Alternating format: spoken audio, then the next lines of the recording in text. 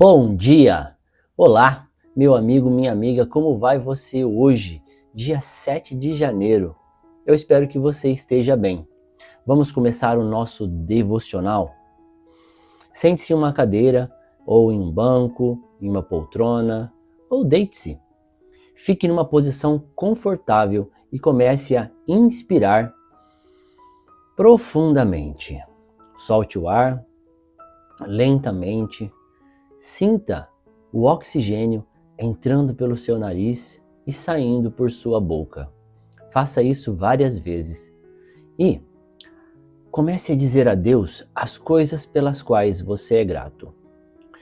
Isso que eu ensino para você todos os dias, eu aprendi com um cara chamado Tony Robbins.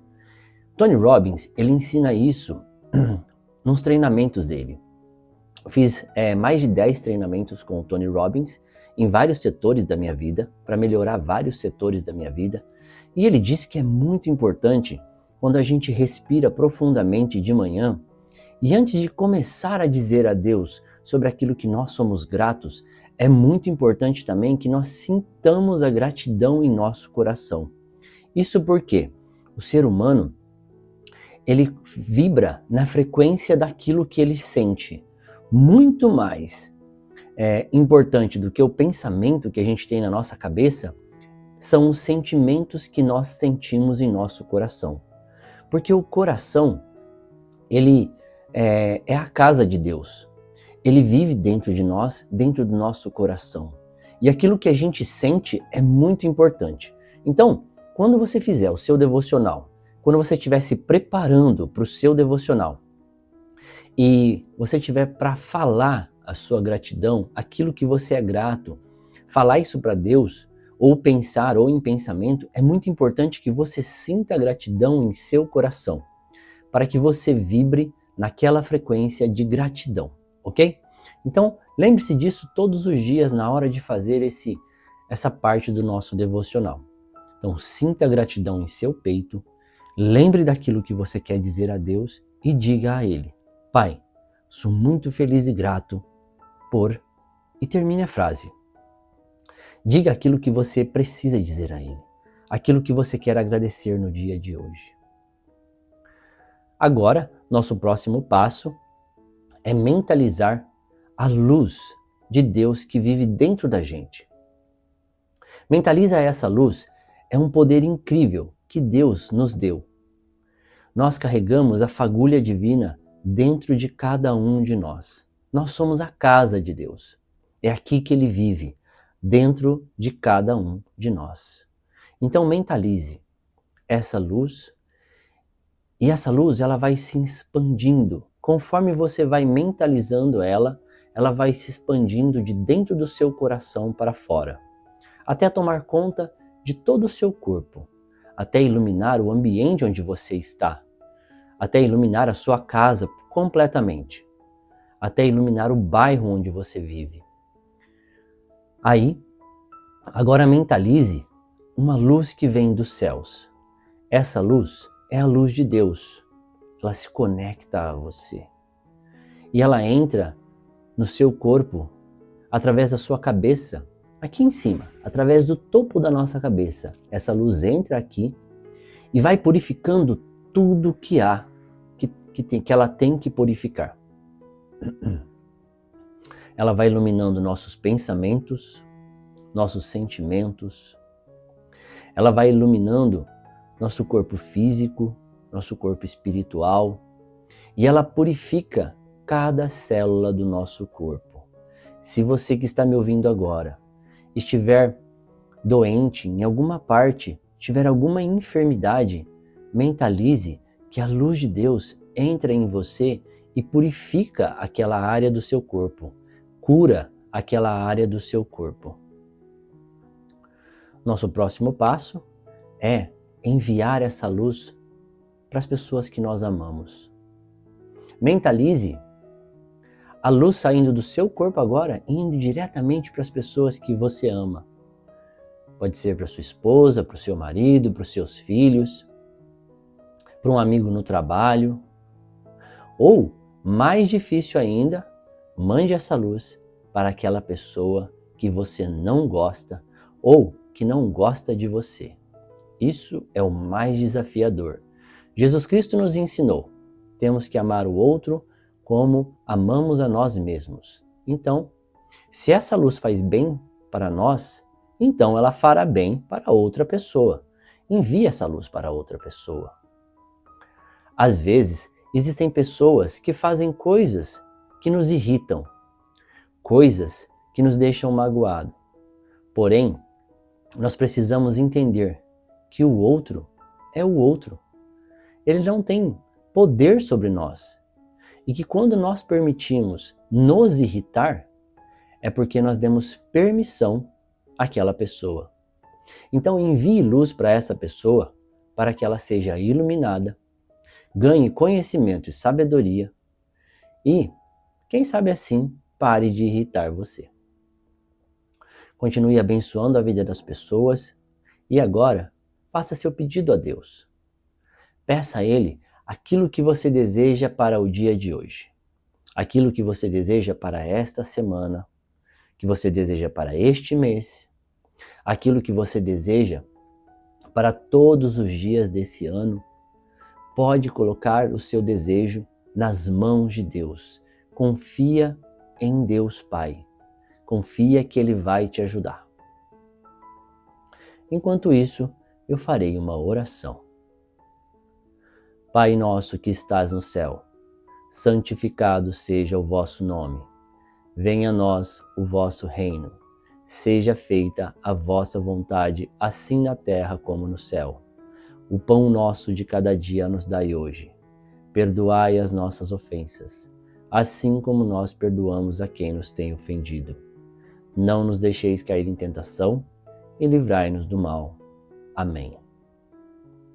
Pai, que o Senhor possa entrar na casa de cada um de nós e permanecer junto com cada um de nós que estamos aqui hoje neste devocional, dedicando um pouquinho do tempo que nós temos no dia de hoje para nos conectarmos ao Senhor e através dessa conexão adquirir sabedoria para fazermos tudo aquilo que precisamos fazer.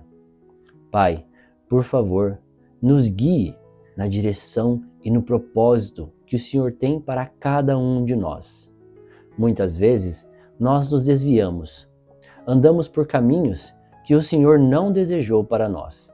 Porém, hoje, Pai, humildemente, nós pedimos ao Senhor: Pai, nos guie no caminho correto, no caminho que o Senhor escreveu, para que nós possamos ter uma vida completa, ter uma vida repleta de abundância em Deus.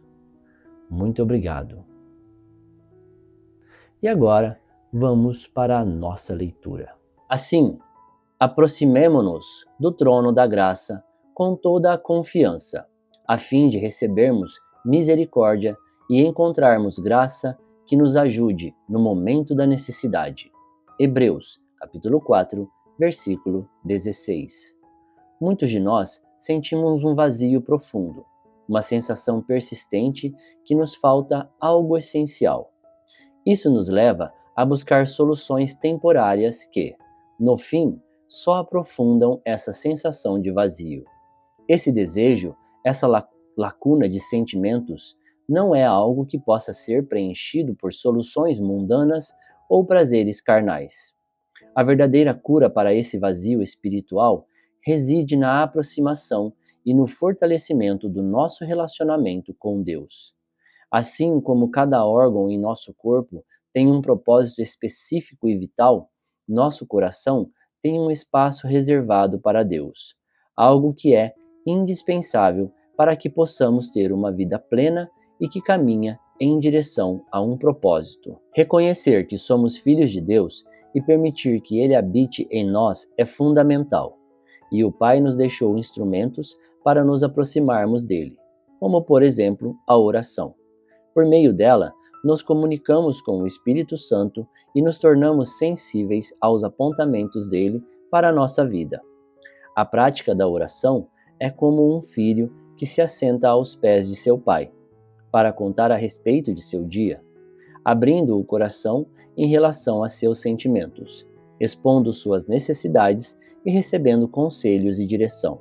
Entendo que a oração é essencial para uma vida plena, e isso fica claro quando olhamos para as Escrituras, pois há diversos registros que evidenciam que até mesmo Jesus orava constantemente. Ela é o alimento para um espírito faminto e a única fonte capaz de saciar nossa sede.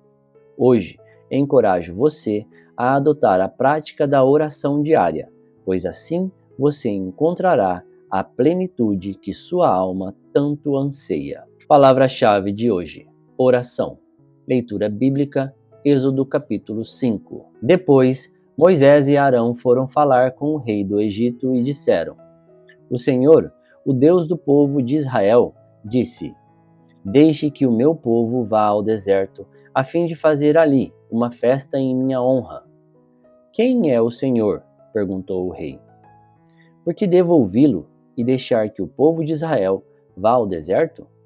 Eu não conheço o Senhor e não vou deixar que os israelitas saiam daqui. Moisés e Arão responderam: O Deus dos Hebreus veio falar conosco, por isso, deixe-nos viajar 3 dias pelo deserto, a fim de oferecermos sacrifícios ao Senhor, nosso Deus. Se não formos, ele nos matará com doenças e na guerra. Aí o rei do Egito disse a Moisés e a Arão: Por que vocês estão atrapalhando o trabalho do povo? Façam com que aqueles escravos voltem ao trabalho. Ele disse também: Agora que há tantos israelitas no país, vocês querem que eles deixem de trabalhar? Naquele mesmo dia, o rei deu aos feitores e aos chefes de turmas a seguinte ordem: Daqui em diante, vocês não vão mais dar palha ao povo para fazer tijolos. Que eles mesmos ajuntem a palha, mas vocês exijam que eles façam a mesma quantidade de tijolos, nem um tijolo a menos. São uns preguiçosos, e é por isso que gritam: Vamos oferecer sacrifícios ao nosso Deus. Façam essa gente trabalhar mais duro ainda e os mantenham ocupados, a fim de que não tenham tempo de ouvir mentiras. Então, os feitores e os chefes de turmas saíram e foram dizer ao povo o seguinte: O rei disse que não vai mais fornecer palha a vocês, e ele manda que vocês vão ajuntar palha onde puderem achar, mas terão de continuar fazendo a mesma quantidade de tijolos. Por isso, o povo se espalhou por toda a terra do Egito, ajuntando a palha que sobrava das colheitas. Os feitores forçavam os israelitas a fazer todos os dias a mesma quantidade de tijolos que costumavam fazer quando recebiam palha. Os feitores batiam nos israelitas, chefes de turmas, quando haviam sido encarregados do trabalho e perguntavam: Por que vocês não estão fazendo a mesma quantidade de tijolos que faziam antes?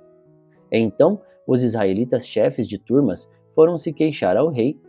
Eles disseram: Por que é que o Senhor nos trata assim? Nós, que somos seus empregados? Agora, não nos dão mais palha, mas exigem que continuemos fazendo tijolos. Além disso, batem em nós. No entanto, os seus feitores é que são os culpados. Mas o rei respondeu: Vocês são uns preguiçosos e não querem trabalhar. É por isso que estão me pedindo que os deixe ir oferecer sacrifícios a Deus, o Senhor. Voltem ao trabalho. Vocês não receberão palha, mas terão de fazer a mesma quantidade de tijolos. Os israelitas, chefes de turmas, viram que estavam numa situação difícil. Quando lhes foi dito que fizessem todos os dias a mesma quantidade de tijolos que faziam antes, depois de falarem com o rei, eles se encontraram com Moisés e Arão, que os estavam esperando, e lhes disseram: O Senhor Deus está vendo o que vocês estão fazendo e os castigará, pois por causa de vocês, o rei e os seus funcionários estão com ódio de nós. Vocês deram a eles um motivo para nos matarem. Moisés falou outra vez com Deus, o Senhor. Ele disse: Ó Senhor, por que tratas tão mal este povo? Por que me mandaste para cá? Pois desde que vim falar em teu nome com o rei do Egito, ele tem maltratado este povo, e tu não fizeste nada para ajudá-los. Já aconteceu com você de você se sentir maltratado ou sentir que as coisas não estavam muito boas no seu trabalho, e aí você foi reclamar ao seu chefe ou ao topo da cadeia, e aí, ao invés de melhorar as coisas pioraram? E aí neste momento você deve ter pensado, poxa vida, eu devia ter ficado calado, porque fui tentar melhorar as coisas e as coisas pioraram. Deus pediu para Moisés e para Arão conversarem diretamente com o rei.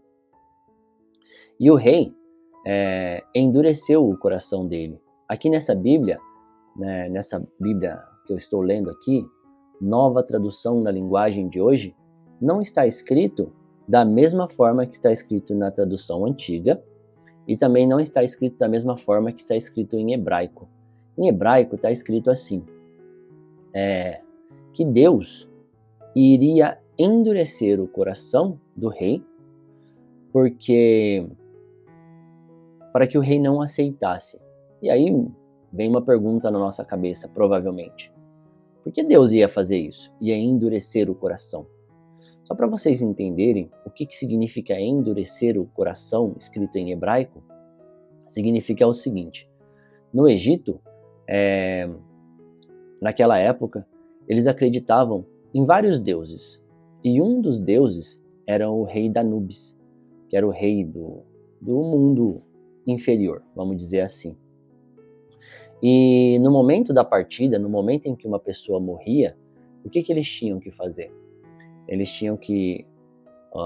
a teoria deles é que todo ser humano, quando morre, ele tem que deixar que o coração dele seja pesado.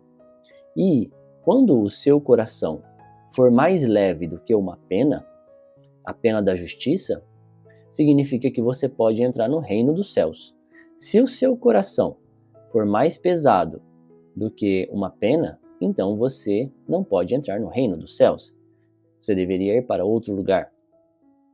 A questão é, naquela época, eles entendiam dessa forma: vou endurecer o coração do rei. Por quê?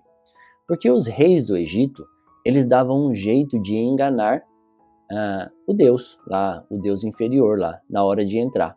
Por quê? Quando eles morriam, eles pediam para trocarem o coração do rei por um besouro de pedra.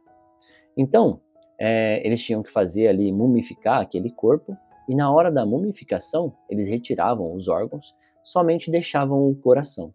Só que o coração do rei, dos reis do Egito, eles eram substituídos por um besouro de pedra.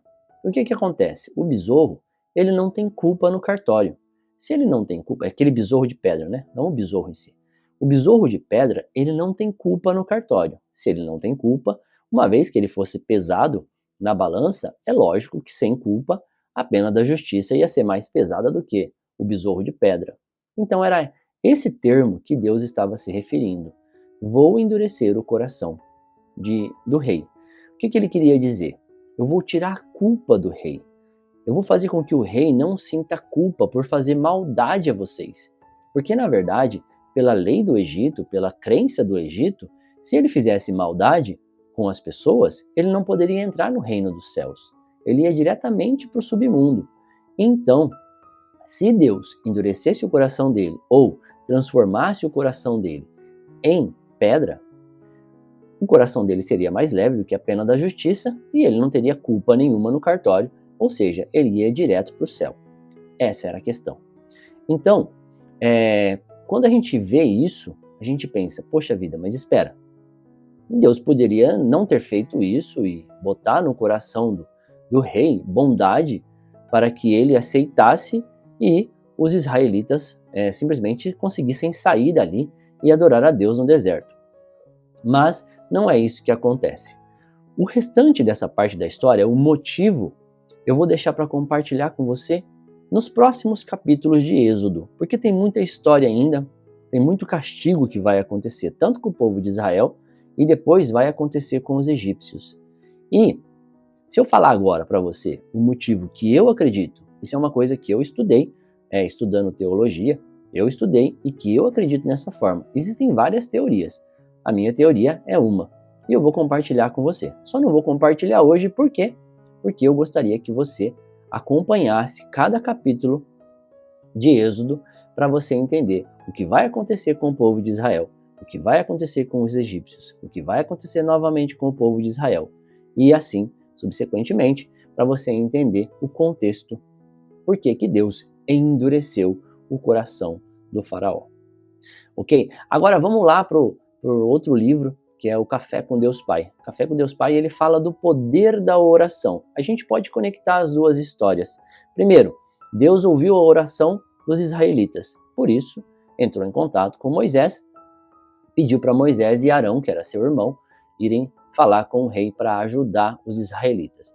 O poder da oração ele é muito grande. E é por isso que eu faço devocional todos os dias. E todos os dias eu compartilho com você. A oração ela é muito importante. Mas a palavra orar, junto com a palavra ação, se transformam em oração. Essa é a questão. Não basta você se ajoelhar e começar a falar com Deus somente. Você precisa pedir para Deus para que Ele te ajude, sim. Mas você também precisa fazer a sua parte. Então a oração ela é formada por duas palavras, orar e agir, oração. Se você não agir, você não vai chegar aonde você deseja. Então você precisa pedir para Deus, sim, que te ajude, que te dê sabedoria, mas somente você pode ir naquela direção, se você quiser. É o que está acontecendo com o povo de Israel. Eles pediram para Deus ajudar. Deus está ajudando da maneira dele. Porém, eles não estão entendendo a ajuda e estão indo reclamar com Moisés. Essa é a questão.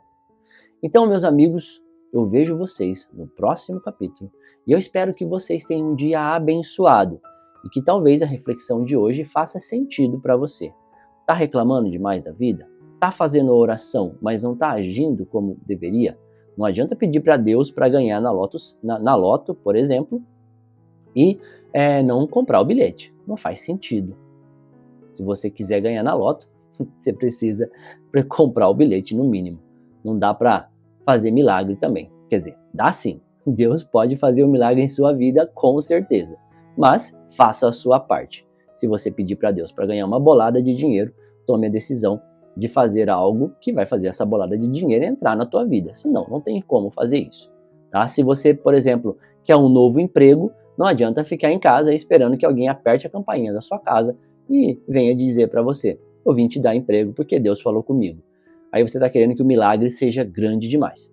Então vá na direção do emprego que você deseja, tá bom?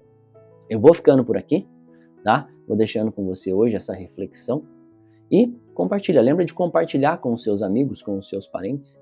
Se você quiser curtir e comentar, fique à vontade. Eu vou agradecer muito para que a gente possa espalhar essa palavra para muitas outras pessoas. Se você quiser comentar alguma coisa também, eu vou adorar ler o seu comentário. Eu sempre gosto de ler comentário por comentário e responder cada um deles. Se você comentar, com certeza eu vou ler o seu comentário e vou respondê-lo.